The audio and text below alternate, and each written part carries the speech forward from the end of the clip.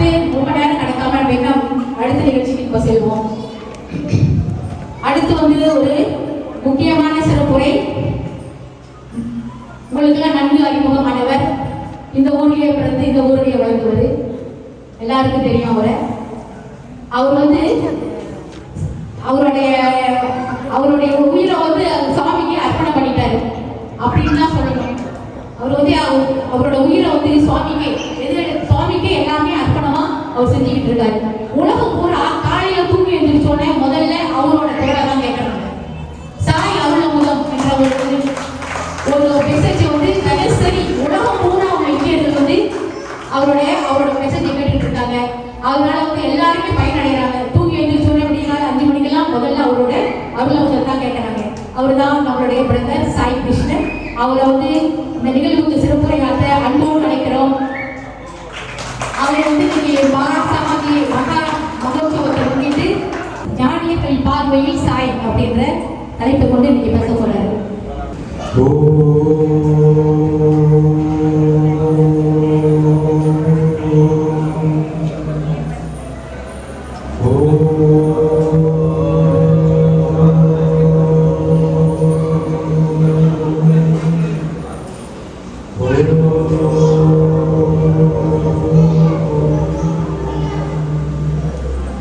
ஐந்து கடத்தனை ஆணை முகத்தனை இந்தின் இளம்பிறை போலுமே தடை நந்தி மகந்தனை ஞான குழந்தினை குந்தியில் வைத்து அடிப்போதுகின்றேன். ஆடும் பரிவேல் அணி சேவகென பாடும் பணியே பணியாய் அருள்வாய் தேடும் கயமா முகனை திறந்து காடும் தனியானை சகோதரனே. எல்லாம் வல்ல முருகப்பெருமானுடைய கருணையினாலும் எங்கும் நீக்கமர நிறைந்திருக்கின்ற சாய் பகவானுடைய கருணையினாலும் நாம் எல்லாம் இங்கே ஒன்று சேர்ந்திருக்கோம். இது நாம் நினைச்சு வர்றதில்லை.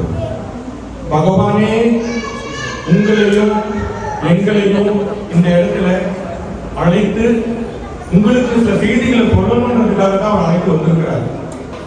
இன்று வந்து 27ஆம் தேதி சத்யசாயி ஆராதனை தினம் என்றது வந்து 24 ஏப்ரல்.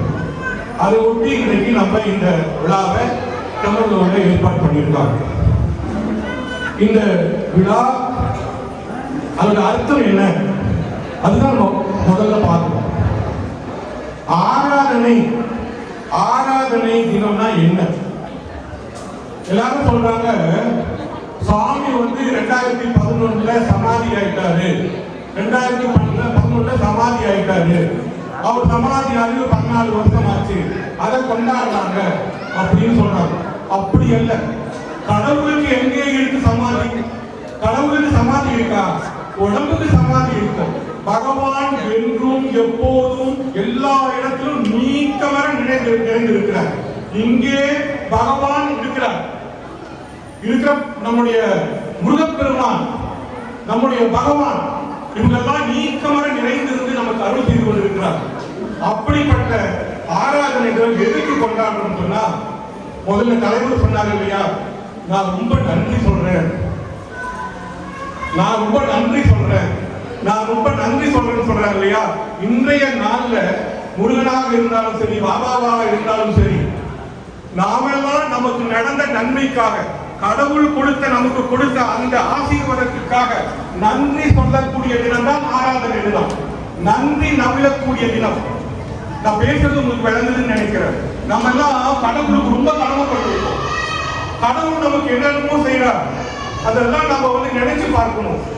நம்ம குடும்பத்துக்கு நம்மள அறியாமலே கடவுள் வந்து நிறைய செய்திருக்கார். நன்றி சொல்லணும் கடவுளுக்கு. முருகா உனக்கு நன்றி, சிவபெருமானே உனக்கு நன்றி, சத்ய சாய்பாபா உனக்கு நன்றி அப்படின்னு நம்ம நன்றி சொல்லணும் கடவுளுக்கு. எல்லாரும் நம்ம வணங்கக்கூடிய குலதெய்வமாக இருந்தாலும் சரி, எல்லா தெய்வத்துக்கும் நன்றி சொல்லணும். அதுபோலதான் சுவாமி உலகத்துல செய்யாததே இல்லை, அவர் செய்யாத அற்புதங்களே கிடையாது. சட்டம் உங்களை பழக்க வச்சிருக்கிறார். இப்போ கூட என்னென்னமோ செய்து கொண்டே இருக்கின்றார். இப்போ கூட இந்த இடத்துல நம்ம எல்லாம் பார்த்துக்கிட்டு இருக்கார், நம்ம எல்லாம் பார்த்து நம்ம எல்லாம் ஆசீர்வதித்துக் கொண்டிருக்கிறார். நான் ஒரு சின்ன உதாரணம் சொல்றேன், இது இருக்கட்டும். என் வாழ்க்கையில நடந்ததை சொல்றேன். இது சத்தியமா நடந்தது. கோயில்ல முருகன் முன்னால சொல்றேன், நீங்க கேட்டு நீங்க எல்லாம் புரிஞ்சுக்கணும் எப்படி பாபா வந்து ஒவ்வொருத்தரையும் காப்பாற்றாரு. போன வருடம் ஜனவரி 26ஆம் தேதி இந்த கோயில்ல வந்து நான் முருகனை பத்தி பேசிட்டு போனேன். மறுநாள் சீன பெருநாள். நான் வந்து கஞ்சமாலையில போக முடியல, எனக்கு பாத்ரூமுக்கு போகணும். 1 மைலுக்கு 1 கிலோமீட்டருக்கு நீ காடி நிற்குது. ஏன்னா சீன பெருநாளுக்கு 10 மணி நேரம் இங்கிருந்து நான் தீபோக்கு போறேன். கஞ்சமாலையில் நான் போகணும், காடி நிப்பாட்டுறேன். நிப்பாட்டினா அப்புறம்லாம் ஆடுது, பாத்ரூமுக்கு போய் ஆகணும். காடியை நடு ரோட்டில் கையில் ஓரத்தில் நிப்பாட்டிட்டு வேகமா ஓடி கீழே ரெயிலிங் இருக்கும் இருக்கு இல்லையா, அந்த இரும்பு தடுப்பு இருக்கும், கீழே குனிஞ்சு நிற்கிறேன். என்ன ஆனதுன்னே தெரியல. மரம் எப்படி விழுவோமோ தொப்புன்னு அப்படியே விழுந்துட்டேன். அவ்வளவுதான் எனக்கு தெரியும். இப்படி கண்ணாடி இருக்கு, அப்படியே கீழே விழுவுறேன். விழுந்துட்டு அந்த கொஞ்ச நேரம் சென்று என்ன ஆனது தெரியும், எழுந்து பார்க்குறேன். கண்ணாடி உடையில, எனக்கு ஒண்ணுமே ஆகல. என் கையில மட்டும் ரத்தம் லேசா வருது. யாராவது விழுந்து அங்கே விழுந்து சொத்து பேருக்குன்னா அது அடிப்பட்டு ஏதாவது மயக்கம் கொடுக்கணும். அப்படி விழுந்தேன். சரி யாரும் சொல்லக்கூடாது அப்படின்ட்டு நடுங்கி ஆரம்பட ஓட்ட முடியல. வீட்டுக்கு வந்து சேர்ந்துட்டேன். 10 மணி நேரம் போய் சேர்ந்தேன். வீட்டில் யாரும் சொல்ல, ஒரு வாரம் செஞ்சே லைஃப் சொன்னேன், இது மாதிரி நான் விழுந்துட்டேன். அப்படி விழுந்தா எழுந்துச்சு வந்தேன். கடவுள் தான் காப்பாற்றினாரு. 3 மாசம் சென்று நான் இந்தியாவுக்கு போறேன். 3 மாசம் சென்று இந்தியாவுக்கு போறேன். ஒரு நண்பர் என்ன சொல்றாரு, ஜனவரி 26ஆம் தேதி நீங்க கீழே விழுந்தீங்களா, பகவான் பாபா உங்களை அப்படியே தாங்கி பிடிச்சுக்கிட்டாரா, நீங்க ஹாஸ்பிட்டல்ல இருக்க வேணுமா, ஆனா அவர் தாங்கி பிடிச்சி உங்களை காப்பாற்றினால நீங்க இந்தியாவுக்கு வர முடியும்னு என்கிட்ட சொன்ன சொன்னாரு. தியானத்துல வந்தாரு அப்படின்னு சொன்னாங்க. எனக்கு அழுகையே வந்து நான் யாருக்குமே சொல்லல. ஊர்ல போய் நான் கீழே விழுந்தது, அது கஞ்சமாலையில விழுந்தது சென்னையில இருக்கிற ஒருத்தருக்கு எப்படி தெரியும், அதுதான் பகவான்.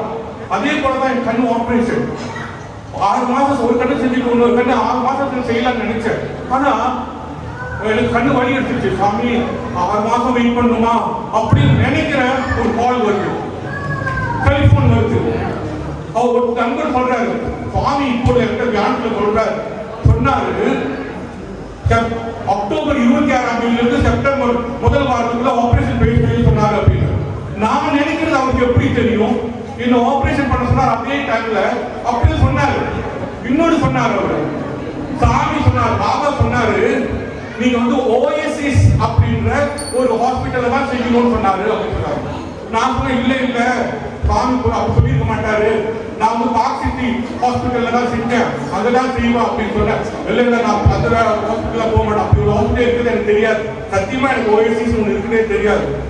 அப்போ நான் என்ன சொன்னேன், ஆஹா ஓஎஸ்எஸ் சாமி சொன்னாரு எவ்வளோ இருக்கும். என்னோட மருமகள் டாக்டர் அவங்கள கூப்பிட்டு, அம்மா ஓஎஸ்எஸ் ஏதாவது இருக்கா? ஆமா அங்கிள், நீங்க முதல் கண்ணு செஞ்சவங்க, அவங்க பேர் வந்து வனிதா, அவங்க வந்து ஓஎஸ்எஸ்ல கன்சல்டன்ட், அவங்க தான் உங்களுக்கு செஞ்சாங்கன்னு சொன்னா அழுதுட்டேன் நான். எப்படி என்னுடைய வாழ்க்கையில நான் ஓஎஸ்எஸ் எனக்கே தெரியாத ஒரு ஹாஸ்பிட்டல் பேரு சுவாமி சொன்னாருன்னு சொன்னா, இதுல இருந்து நமக்கு என்ன தெரியுது, சுவாமி ஒவ்வொருத்தரையும் அப்படியே அச்சு மக்கள் அப்படி தெரிஞ்சு வச்சிருக்காரு. இங்க என்ன நடக்குதுன்னு சுவாமிக்கு தெரியும். அதனாலதான் சொல்ற சகோதரர்களே, நம்ம எல்லாம் வந்து எந்த தெய்வத்தை வணங்குறது முக்கியம் இல்ல, ஆராதனை தினத்தன்று நாம் வணங்கக்கூடிய தெய்வத்துக்கு நன்றி சொல்லணும். நம்முடைய வணங்கக்கூடிய தெய்வத்துக்கு நன்றி சொல்லணும். நாங்க சாமி பாபா பக்தர்கள், நாங்க அவரை கடவுளை பரமாத்மாவே நினைக்கிறோம். அதனால நம்ம சாய் பாபாவுக்கு சொல்றோம், நீங்க எந்த சிவனை வணங்கலாம், யாரு வேணுமாலும் வணங்கலாம், அவங்களுக்கு நன்றி சொல்லணும். அப்படியே சாய்பாபா வந்து கூப்பிட்டாங்க, அது வேற விஷயம். இங்க வந்து சாய்பாபாவுக்கு கேம்பெயின் பண்றப்போ பிரபாகரனை பண்றதுக்காக வரலைங்க, அவர் செய்த நன்மைகளை சொல்றதுக்காக வந்திருக்கோம். அடுத்து நம்ம என்ன செய்யலாம் வாழ்க்கையில, நம்மளாம் ஒவ்வொருத்தரும் இருக்கோம், நம்ம கிட்ட காசு கிடையாது, பணம் இல்லை, என்ன பணம் இல்லை செய்யறதுக்கு, என்னால என்ன செய்ய முடியும்? ஒரு வயசானவங்களை பார்த்தா, அம்மா நல்லா இருக்கீங்களா, சுவாமி சொல்றாரு அம்மா நல்லா இருக்கீங்களான்னு கேட்கிறதே பெரிய ஒரு ஆராதனையும். யாராவது போனாங்களா சிரிச்சுட்டு அப்படி முகத்தை காமிக்கிறது ஒரு ஆராதனை. ஏதாவது ஒரு வயசானவங்க போனாங்களா அவங்க தூக்கி விடுறது ஒரு ஆராதனை. அவங்க கேட்டு நல விசாரிக்கிறது ஒரு ஆராதனை. நம்முடைய தலைவர் மகேந்திரன் கூட சொன்னாரு, ரெண்டு ஞாபகம். அவர் சொன்னாரு, 1 வருஷம் நீங்க கோயிலுக்கு போய் சாமி கும்பிடலாம், அது வீட்டுல வழிபாடு பண்ணலாம், 1 வருஷம் பண்ணலாம், சாமியோன்ட்டு எல்லா மந்திரிகளும் சொல்லலாம். ஆனா ஒரு நாள் யாராவது பக்கத்து வீட்டுல உள்ளவங்களுக்கு சாப்பிட கஷ்டப்பட்டவங்களுக்கு ஒரு மூணு அரிசியாவது வாங்கி கொடுத்தீங்கன்னா ஒரு வருஷம் நீங்க சாமி கோயில சாமி கும்பிடுறதுக்கு அந்த அரிசி வாங்கி கொடுத்தது சமம். அப்படின்னு சொன்னா மற்றவங்களுக்கு உதவி செய்யறதுல இன்னைக்கு செய்யறாங்க இல்லையா திருவள்ளுவர் இயக்கம் 60 பேருக்கு உலகம் முழுவதும் நடந்துட்டு இருக்கு. சாய்பாபாவுடைய ஆராதனை இடத்துல லட்சக்கணக்கான பேருக்கு சாய்பாபாவுடைய ஆராதனை எல்லாம் கிடைக்கும். இதை நம்ம புரிந்து கொள்ளணும்.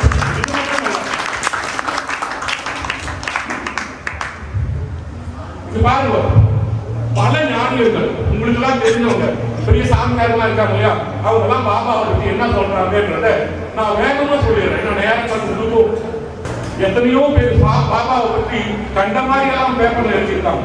எத்தனையோ பேர் பாபாவை பத்தி தவறானதெல்லாம் சொல்லியிருப்பாங்க. ஆனா உங்களுக்கு தெரிஞ்ச ஞானியர்கள் என்ன சொல்றாங்கன்றத பார்ப்போம். முதல்ல கிருபானந்த வாரியார். கிருபானந்த வாரியார் வந்து சைவ சமயத்தவர். சுவாமியை பத்தி சுவாமியே வந்து அவரை புட்டபர்த்தியில கூப்பிட்டாரு. பிருந்தாவனம் சுவாமி இருக்கிற கூப்பிட்டாரு. ஒரு வாட்டி அவரை கூப்பிட்டுட்டு இது ஆனந்த விகடன்ல வந்துட்டு சத்தியமா நாங்க சொல்றது எதுவுமே கட்டு கதையும் கிடையாது, எல்லாமே உண்மையா ஐ கேன் ப்ரூஃப், உண்மையா நடந்த கதைகள் தான் சொல்றேன். வந்துட்டாரு பிருந்தாவனத்துக்கு, சுவாமி கூப்பிட்டாரு. ஒரு வாரம் 5 நாள் இருக்காரு. சாமி பார்க்கவே இல்லை. அவருக்கு மனசு கஷ்டமா போச்சு. 5 நாள் இருக்கிற சாமி வந்து பார்க்கவே இல்லையே அப்படின்னு. 6ஆவது நாள் அவர் வராரு. அவர் கேட்கிறார், சுவாமி நான் 5 நாள் இருக்கிறேன் அப்படின்னு. சாமி சொன்னாரு, நீ உலகம் முழுவதும் முருகனை பத்தி பேசிட்டு இருக்க, ஓய்வு இல்லாம குச்சல் இல்லாம பேசுற, ஒரு 5 நாளாவது ஓய்வு கொடுக்கணும்னு தான் நான் உன்னை கூட்டிட்டு வந்தேன். அதனாலதான் நானும் பேசுறேன். ரூம்லயே இருந்து ஓய்வு எடுக்கணுன்றதுக்காக நான் உன்னை அழைத்து வந்தேன்னு சொன்னார். அது பார்த்து அப்படியே அவர் கண் கலங்கி கிருபானந்த வாரியார்.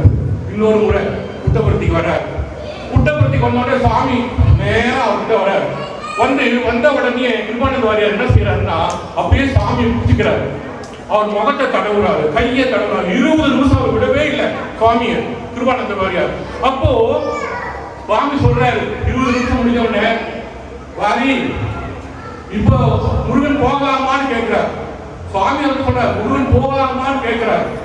சாமி அப்பதான் நடந்து போறாரு. சாமி உடம்பெல்லாம் விபூதி அவருக்கு விபூதி பூசி விடுறாரு. நெத்தி முறையா நிறைய விபூதி பூசி விடுறாரு. அவர் மேலெல்லாம் விபூதி. அவர் தலையெல்லாம் தடவுறதுனால சாமியோட முடியெல்லாம் கலைஞ்சு போச்சு. அப்பயும் சாமி நடந்து போறாரு. அப்போ முடிஞ்ச உடனே ஸ்டூடெண்ட்ஸ் இருக்காங்க இல்லைங்களா, அவரோட ஸ்டூடெண்ட்ஸ் அவங்க கிட்ட அவர் சொல்றாரு, முருகன் கட்டியா பிடிச்சுக்கோங்க, விட்டுடாதீங்க. யாரு அந்த ஸ்டூடெண்ட்ஸ் கிட்ட சொல்றாரு. மாணவர்கள் சாதாரண மக்கள் இல்ல, யூனிவர்சிட்டியில படிக்கிறவர் பிடிச்சிட்டு சொல்றாரு, முருகன் கட்டியா பிடிச்சுக்கோங்க, விட்டுடாதீங்க. ரூமுக்கு போற, ரூம்ல இருக்காரு.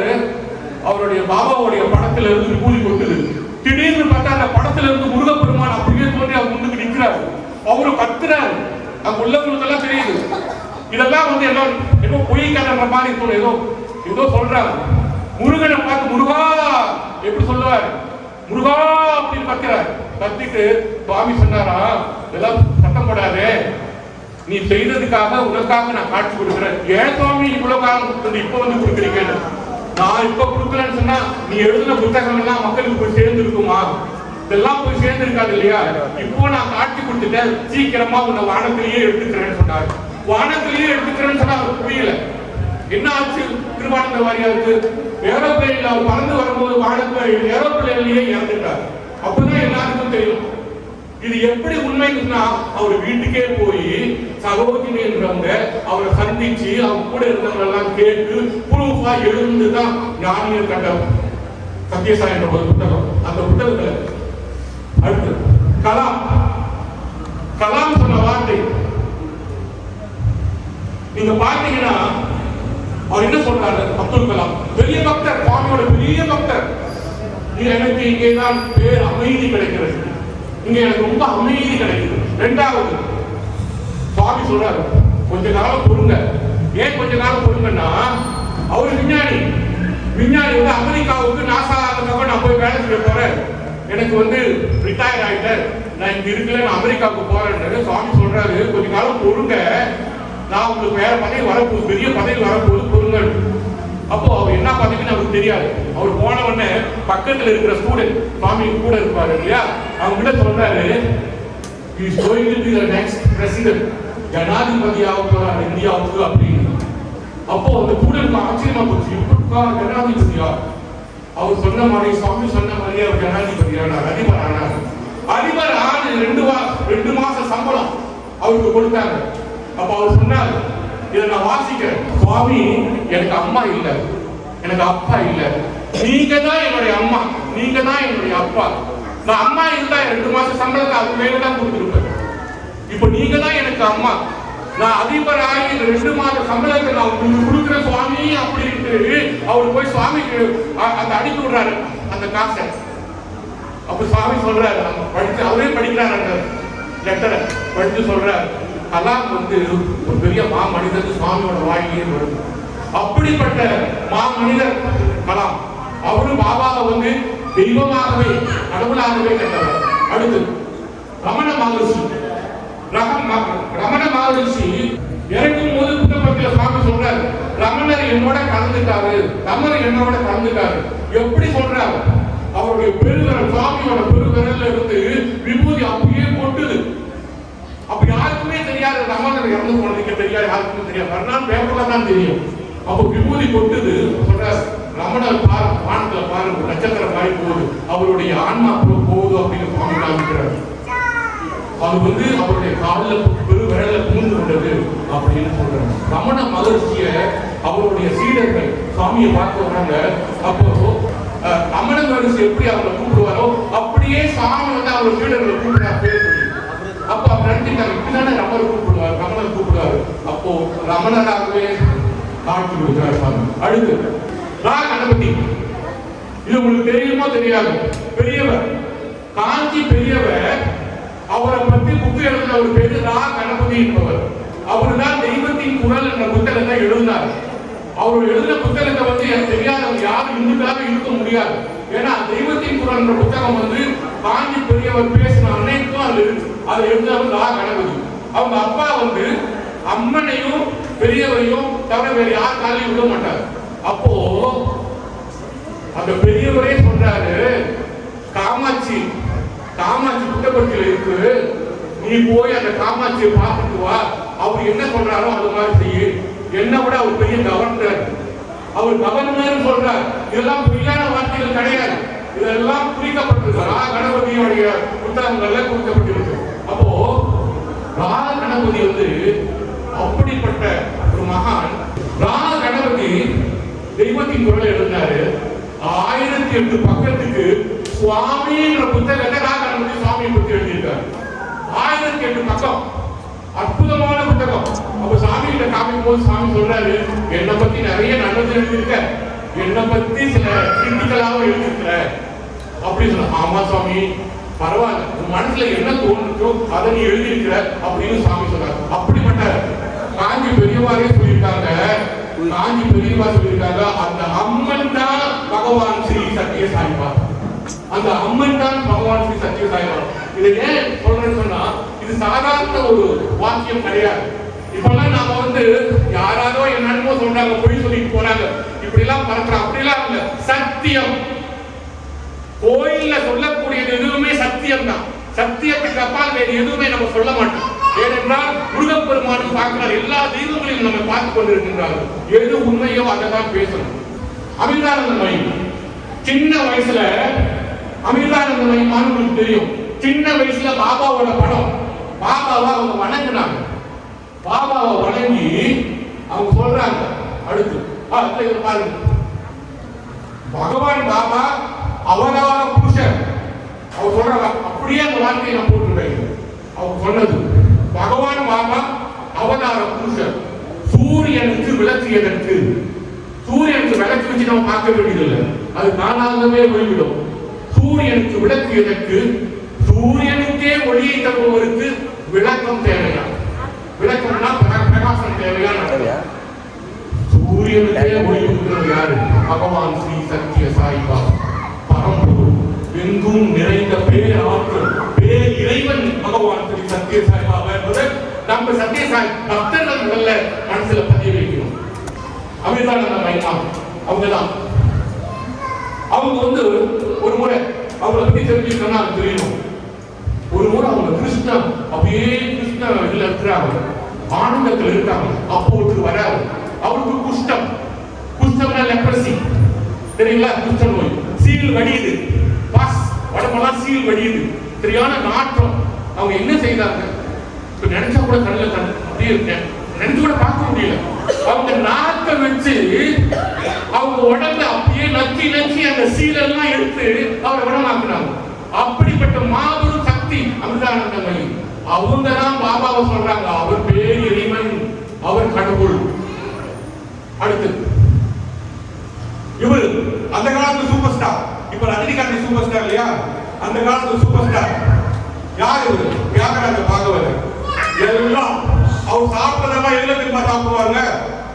எல்லாமே பவுன், gold plate, gold spoon, gold எல்லாமே கோல்ட்ல தான் சாப்பிட்டவர். அப்படி பழகிய பணக்கார. கடைசியில ஒண்ணுமே இல்லாம போயிட்டார், ஒரு காசு கூட கையில இல்ல, எல்லாம் முடிச்சு போயிட்டார். அப்ப டிஎம் சௌந்தரராஜன் அவர் கூட்டிட்டு போறாரு பாபாவை பார்க்கறது. அப்ப அவர் சொல்றாரு, டிஎம் சௌந்தரராஜன் சொல்றாரு, பாபா எனக்கு ஒண்ணும் செய்ய வேண்டாம், என் கண்ணை திறந்து அவர் பார்க்க செய்தா போதும் அப்படின்னு சத்தியமா சொல்றாரு. அவர் போய் அங்க நிக்கிறாராம். பாபா என்ன சொல்றாரு? அவர் போய் கண்ணுல தொட்டு பாரு அப்படின்னா பாரு அப்படின்னு சுவாமி அப்படின்னு பாக்குறாரு. பார்த்த உடனே கண்ணு மறுபடியும் குருடாயிட்டாரு. ஏன் சுவாமி பார்வையை கொடுத்துட்டு மறுபடியும் எடுத்துக்கிட்டீங்க? நீ தானே சொன்ன ஒரு முறை பார்த்தா போதுன்னு, அதை நான் உங்களுக்கு கொடுத்தேன் அப்படின்னு சொன்னார். இப்போ டிஎம் சௌந்தரராஜன் அதை எழுதுறாரு. அவர் என்ன சொல்றாரு? டிஎம் சௌந்தரராஜன் பாபா கேட்டதை அப்படியே கொடுப்பார், எதை கேட்கணும்னு நம்ம கொடுத்து சரியா கேட்கணும். அடுத்து எம்எஸ் சுப்புலட்சுமி. எம்எஸ் சுப்புலட்சுமி வந்து பெரியவரை மட்டும்தான் கும்பிடுவாங்க, வேற யாரும் அவர் குருநாதர் கிடையாது. பெரியவரை தவிர யாரையும் கும்பிட மாட்டேன்னு. அப்ப பெரியவரே சொல்றாரு, அங்க அம்மா உயிரோட நடந்துட்டு இருக்கா புட்டபர்த்தியில, நீ பாக்கலையோ? அவங்க பிராமண வார்த்தைகள் பேசுவாங்க இல்லையா, நீ போய் பார்த்துட்டு வா அப்படின்னு சொல்றா. நான் போக மாட்டேன் சுவாமி, பெரியவரே நீங்க தான் என்னுடைய கடவுள்னு சொல்ற. இல்ல நீ போய் பாரு, அப்பதான் காமாட்சி அப்படின்னு சொல்ற. அவங்க போய் பார்த்த உடனேயே அவங்களுக்கு புரிஞ்சு போச்சு, அவர் தான் கிருஷ்ணர், காமாட்சி, கடவுள் அப்படின்னு. பல இடங்கள்ல அவங்க வீடு முழுதும் பெரிய பெரிய படம். அப்போ ஒருத்தர் போயிட்டு நிக்கிறாரு, ஒரு பெரிய ஞானி அவரு நிக்கிறாரு, அவங்க ஆரத்தி காமிக்கிறாங்க பாபா படத்துக்கு. படத்துல இருந்து அப்போ ஏழு கூறி போட்டு. அப்போ அவர் நினைக்கிறாரு, ஆரத்தி இவங்க காமிக்கும் போது பாபா படத்துக்கு கொட்டுது, கண் முன்னாலே கொட்டுது. அப்போ பாபா எவ்வளவு பெரிய மகான். அடுத்து இவரு யோகி ராம் சரத்குமார். இவரு பேர் சொன்னீங்கன்னா அவர் என்ன சொல்லுவாரு? நான் பிச்சைக்காரன், என்னையா பார்க்க வரீங்க? புட்டபர்த்தியில கடவுளே இருக்கும்போது கடவுளை விட்டுட்டு என்னையா பிச்சைக்காரனையா பார்க்க வரீங்கன்னு சொல்லுவார். அவங்க புட்டபர்த்தியில யாராவது வந்தாங்கன்னா அவர் என்ன சொல்லுவார்? ராம் சரத்குமார், கடவுளே புட்டபர்த்தியில இருக்காரு, இந்த பிச்சைக்காரனையா பார்க்க வரீங்க? அவர் தான் என்னுடைய தந்தை. அவர் சொன்ன வார்த்தை, அதாவது சாய் ஸ்டூடெண்ட்ஸ், பகவான் பாபாவுடைய மாணவர் ஒருத்தர் சொல்றாரு, பகவான் பாபா தான் என்னுடைய தந்தை, அவர் தான் எல்லாம் நடத்துறாரு அப்படின்னு சொல்லியிருக்காரு. அதை பதிவு செய்திருக்கிறாங்க அவருடைய அந்த மாணவருடைய. அடுத்து சிவானந்தர், சுவாமி சிவானந்தர். சுவாமி வந்து ஒரு மாசம் அங்க இருந்தார் ரிஷிகேஷ்ல. சுவாமி சிவானந்தருக்கு வந்து நடக்க முடியாது, வீல் சேர்ல தான் போனார். சுவாமி என்ன செய்யறாரு? பகவான் பாபா கங்கையிலிருந்து நீரை எடுத்து அதை அமிர்தமாக்கி ஒவ்வொரு நாளும் அவருக்கு கொடுக்க அவரு தானாகவே எழுந்து நடக்க ஆரம்பிச்சார். பாபா வந்து ஒரு தங்கத்திலான ருத்ராட்சம் அதை தங்கம் பதிக்கப்பட்டிருந்தது, அது அவர் கழுத்துல போடுறார். கடைசி நாள் வரும்பொழுது பாபா அவரே வழி அனுப்பி வைக்கிறாரு, எல்லாருக்கும் காமிக்கிறார். அது முக்கியமானவர் சச்சிதானந்தர், ரஜினிகாந்தோட குரு சச்சிதானந்தர். பாபாவை வந்து கடவுளாகவே பார்த்தார். அடுத்து இவர் ஸ்ரீ ரவிசங்கர் குருதேவ். 4 வயசுல அவங்க அம்மா தோல்ல குளிக்கிட்டு பால விகாஸ், இந்த பிள்ளைங்களாம் போறாங்க இல்லையா, பால விகாஸுக்கு ரவிசங்கரை கூட்டிட்டு போறாங்க. பகவான் பாபா மூலியமா தான் அவருக்கு அந்த நல்ல பண்புகளை மற்றவர்களுக்கு பரப்பணும்ன்ற அந்த ஞானமே கொடுத்தாரு. அதனாலதான் அவர் சொன்னார், the art of living அவர் பரப்புறது வந்து அதுக்கு மூலாதாரமே வந்து EHV, education in human values ன்னு அவர் பகிரங்கமாவே சொன்னார். அவர் சொன்னார், இன்னும் 2 வருடத்துல, அது எவ்வளவு உண்மைன்னு தெரியாது, அவர் சொன்னதை வெறுமடியில சொன்னார் அண்மையில, இன்னும் 2 வருடத்துல பிரேம சாய்பாபா வருவாரு, தன்னை பிரகடனப்படுத்திக் கொள்வார் என்று ரவிசங்கர் சொல்லியிருக்காரு. அவருக்கு லட்சக்கணக்கான பக்தர்கள் இருக்காங்க உலகம் முழுவதும். அடுத்து அவர் 2008 போய் பார்க்கிறார் சுவாமியை. பார்க்கும் பொழுது சுவாமி தான் எனக்கு ஆதாரமா இருந்து இந்த வாழும் கலை என்றதை சொல்லிக் கொடுத்தாரு அப்படின்னு சொல்றாரு. அடுத்து புருஷோத்தமானந்தா, இவர் ராமகிருஷ்ண பரமஹம்சருடைய சீடர். ஒரு குகையில, காட்டுக்குள்ள ஒரு குகையில இருக்கிறார் இமலயத்துல. சுவாமி அங்க போய் பார்க்கிறாரு. பார்க்கும்போது அவர் சொல்றாரு, நீ தியானம்லாம் பண்ணும்போது ஒரே இருட்டா இருந்துச்சு, உனக்கு நெருப்பு பட்டி இல்ல விளக்கு ஏற்றுறதுக்கு. அப்போ நீ இருக்கிற இடத்துல நெருப்பு பட்டி பார்த்த இல்லையா, அதை நான் தான் கொண்டு வந்து வச்சேன் அப்படின்னு சொன்னார். சுவாமி ஆந்திராவில் இருக்காரு, இமயமலையில நான் தான் அந்த நெருப்பு பட்டியை வச்சேன் அப்படின்னு அவர்கிட்ட சொல்றாரு. அப்புறம் சொன்னாரு, என் மடியில படுத்துக்கோ. அவரு கிழவன் மாதிரி இருப்பாரு, வயசானவர். இவரு சின்ன பிள்ளை மாதிரி இருப்பார். பாபா என் மடியில படுத்துக்கோ அப்படின்னு சொல்லிட்டு படுக்க வச்சு பத்மநாபன், கேரளாவில் இருக்கிற இல்லையா பத்மநாப சுவாமிகளுடைய காட்சியை ஒளி வெள்ளமா அவருக்கு காட்சி கொடுத்தார். அதுதான் சுவாமி புருஷோத்தமானந்தர். அதை பார்த்தவங்க சிவானந்தருடைய சிஷியரை பதிவு செய்திருக்கார். அடுத்து அரவிந்தர் அவர் என்ன சொன்னார்னா, 14ஆம் தேதி ஆகஸ்ட் மாசம் 1926 தவத்துக்கு போயிட்டார். கண்ணை மூடி தவத்தில் உட்காந்துட்டார். ஆகஸ்ட் மாசம். நவம்பர் 24ஆம் தேதி தவத்துல இருந்து எழுந்துறார். திடீர்னு எழுந்துச்சுட்டு எல்லாத்தையும் கூப்பிடுறார். கூப்பிட்டு 24ஆம் தேதி சொல்றாரு, கடவுள் கிருஷ்ணர் மனித உருவத்துல உலகத்துக்கு வந்துட்டாரு. பாபா பிறந்தது 23ஆம் தேதி நவம்பர் 1926. அரவிந்தர் சொன்னது 24ஆம் தேதி நவம்பர் 1926. கிருஷ்ணரே உலகத்துக்கு வந்துட்டாருன்னு சொன்னார். கவியும் சித்தானந்த பாரதி எல்லாம் தெரியும், தமிழ் படித்தவங்க எல்லாத்துக்கும் தெரியும். வாழ்க நிரந்தரம் வாழ்க தமிழ் மொழி வாழிய வாழியவே எழுதினவர் சித்தானந்த பாரதி. தமிழ் பள்ளிக்கூடத்துல நீங்க பாடி அந்த பாடல் எழுதினவர் சித்தானந்த பாரதி. அவர் சொல்றாரு, நான் பாபாவை பார்த்திருக்கேன், எத்தனையோ திருடி பாபாவை பார்த்திருக்கேன், எத்தனையோ மகான்களை பார்க்கணும், அந்த புண்ணியம்னா சத்திய சாய் பாபாவை பார்க்கணும் வந்தது அப்படின்னு அவர் பதிவு செய்யறார். பெரிய ஞானி. இங்க பியோர் லைஃப் சொசைட்டி இருக்கு இல்லையா, இந்தியா கோலம்பூர்ல பியோர் லைஃப் சொசைட்டியோடைய கண்டுபிடிச்சவர் இவருடைய சிஷியர். அடுத்தது ஞானானந்தகிரி. ஞானானந்தகிரி உங்களுக்கு எல்லாம் தெரியும். இங்க ஹரிதாஸ்கிரி வர்றார் இல்லையா, அவர் சொல்றாரு, இவர் பகவான். பாபாவை அவர் பேசியிருக்காரு 2 மணி நேரம். அதெல்லாம் நம்ம கொஞ்சம் வாழ்த்து. இவங்க ஆனந்தமயமா. முதல்ல அவங்க படம் பார்த்த உடனே எனக்கு கண்ணு கலங்கிருச்சு. அவங்க பார்த்தாவே அப்படியே ஆனந்தமாவே இருப்பாங்க. அவங்க என்ன சொன்னாங்கன்னா, இன்னும் 6000 வருஷத்துக்கு சத்திய சாய்பாபா, பிரேம சாய்பாபா, திருடி சாய்பாபா, இந்த 3 ஒரு அவதாரம். இது மாதிரி 6000 வருஷத்துக்கு யாரும் வரமாட்டாங்க. இவன் போல பெரிய அவதாரம் இந்த உலகத்துல கிடையாது அப்படின்னு அடிச்சு சொல்றாங்க. ஒரு முறை தான் அவரை பத்தி சொல்லுவேன், இதுதான் நான் சொல்லுவேன். 6000 வருஷத்துக்கு இவர் தான் இவர் போல யாருமே வரமாட்டாங்க. மாபெரும் அவதாரம். அவரை மிஸ் பண்ணவங்க மிஸ் பண்ணதான், அது அவங்களோட விதி அப்படின்னு அவங்க சொன்னாங்க. அடுத்து இவரும் அப்படிதான்.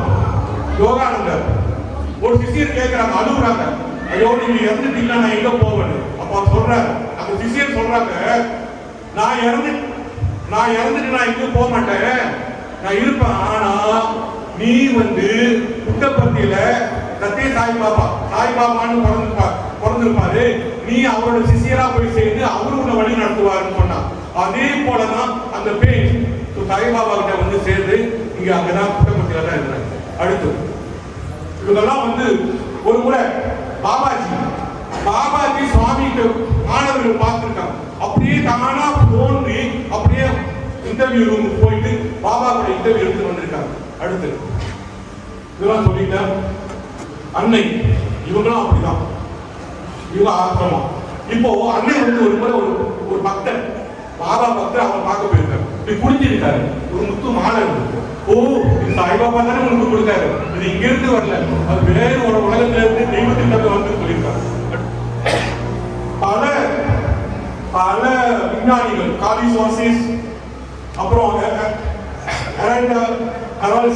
இவங்க எல்லாம் என்ன சொல்லியிருக்காங்கன்னா, சாய்பாபா செய்யற அத்தனை அற்புதங்களும் சத்தியம், பொய்யே கிடையாது, ஏமாந்து விட்ட இதெல்லாம் சயின்டிபிக்கா நாங்க ப்ரூவ் பண்றோம். அவர் செய்யறது எதுவுமே ஏமாந்து விட்டாரு அப்படின்னு. அப்போ இவ்வளவு இருந்து கூட மக்கள் வந்து நம்ப மாட்டாங்க. ஏன்னா நம்பாததே பழக்கம், பேப்பர்லயும் அதுலயும் போட்டு போட்டு போட்டு அப்படியே பதிய வச்சுட்டாங்க. எல்லாம் மிரக்கல்ஸ் எல்லாம் வந்து கட்டுக்கதை ஜாலவித்தை. ஒரு முறை நான் பார்த்தேன், எல்லா நாடியர்களும் இருந்தாங்க, சத்யசாய் பாபா படம் இல்லை. எல்லா குருமான படமும் இருக்க, பாபா படம் இல்லையே. எனக்கு மனசுல ரொம்ப கஷ்டம். அப்பதான் நினைச்சுக்கிட்டேன், பாபா சொன்னது ஞாபகம் வருது. பாபா சொன்னாரு, அவங்க எல்லாம் தவம் செஞ்சு கடவுளை வேண்டி வேண்டி பெரிய குருமார்கள் ஆனாங்க. நான் எந்த தவமும் செய்யல, நான் எந்த சாமியும் கும்பிடல, நானே கடவுள். அதனால வந்து நான் யாரையும் கும்பிட வேண்டிய அவசியமே கிடையாது. சின்ன வயசுலயும் நான் கும்பிடல, இப்பயும் நான் கும்பிடல. ஏன்னா எனக்கு தெரியும், நான் இறைவன் என்பது எனக்கு தெரியும். அதனாலதான் அப்படின்னு அப்பதான் எனக்கு பட்டுது, ஆஹா இவருக்கெல்லாம் சர்வ தேவதா அதீத சுரூபம், எல்லா தேவர்களுடைய எல்லா தெய்வங்களுடைய அதுக்கு அப்பாற்பட்ட தெய்வம் என்பது எனக்கு புரிய வேண்டும் என்று சொல்லி என்னுடைய இந்த உரையை கேட்டதற்கு நன்றி சொல்லி அன்பினால் இணைவோம், ஆராதனை செய்வோம். ஜெய் சாய்ராம்.